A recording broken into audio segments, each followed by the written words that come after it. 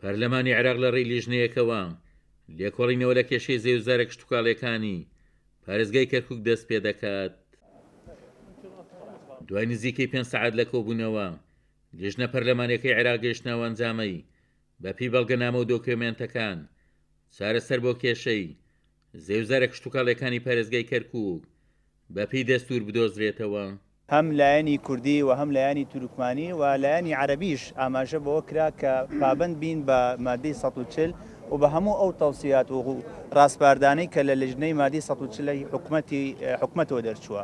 ئەمە لە لایەکی دیکە ئێمە دەمانەیە ڕوونی کەینەوە. ئەمە لیژنەیەکی نیابیە، لیژنەیە کە بە ئەمری نیابی پەرلەمانی عێراق و دەنگی لەسەر دراوە دروست بووە و مەهامی ئەم لیژنەیە کارێکی ئاسان نییە. لیژنەکەمان بە شێوەیەکی گشتی گوێی لە هەموو داواکارەکانی هەموو عەشایرەکانی ناوچەکەی چ بە عەرەبی چ کوردی هەموو لایەنەکان کۆبوونەوە ئەمڕۆێنەوە. ئەم لیژنەیە بەردەوام دەبێت تا دەگەینە کۆکردنەوەی هەموو بەڵگەنامانە لە ڕێی دادگاکان لە ڕێی بەڕێوەبەراتی کشتتوکاڵ کۆبنەوەکانمان بەردەوام دەبێت. یان ئێمە بە پێی یاسا و پێی دەستور تەعامل لەگەڵ مۆزاییرەیەکەین. ئەم سنوورانە سە کێشەی تایە.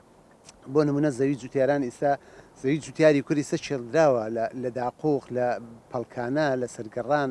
یعنی ئەمە دواتر کێشەی لێ ئەکەوێتەوە. حکومەتی عێراقی ئەبێ پێویستە بە مەسئولیەتەوە سەیری ئەم وەزا ئەم کێشانەی ئێرە بکات. ئێمە دەبێ ئیسناد بکەین سەر بەڵگەنامەکان، بەڵام بەڵگەنامە ڕێزمانە هەندێک بەڵگەنامە ئێستا هەیە.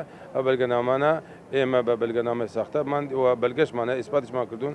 دەبێ ئێمە ئەو لیژنەیە بەدوادا چونکە ئایا ئەو بەڵگانەش هەمویان دروستن یاخود دەستکاری کراوە. نوێنەری جوتیارانی کورد لە پەڵکانە ئاماژە بەوە دەکات ئەوان خۆشحاڵن بەدەست پێکردنی لێکۆڵینەوە لە کێشەی زێوزارە کشتتوکاڵەکانیان، چونکە کورد خاوەنی مڵکەکانە و ڕێگاش نادات جارێکی تر غەدری لێ بکرێتەوە. ئەو زەویانە هەموو بەناوی کوردەکانە. ئەوەش بەڵگەیەکی ئەوەیە کە ئێستا قراراتی ئەوە بەڵگەیەکی ڕسمیە و تاپۆی ڕەشی ساڵی 38 کە ی کوردەکانە و هەموو مەلاکەکان ئەو تاپۆی ڕەشیان هەیە، یاخود ئەوانەی تر هەمووی قراراتی تەوزیعی ساڵی هەفتیان هەیە.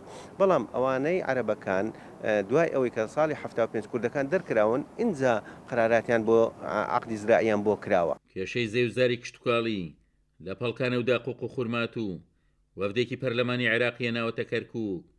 وەفدەکە بڕیاری داوە هەڵوەستەی ورد لەسەر تەواوی دۆسیەکانی کشتتوکاڵ بکات و ڕاستپاردەی خۆشی بداتە سەرۆکایەتی پەرلەمان بۆ دۆزینەوەی چارەسەر بۆ کێشە کشتتوکاڵەکانی کەرکووک بەپێی ناوڕۆکی دەستوری هەمیشەی عێراق. عومەر غەریب، کورسات نیوز، کەرکووک.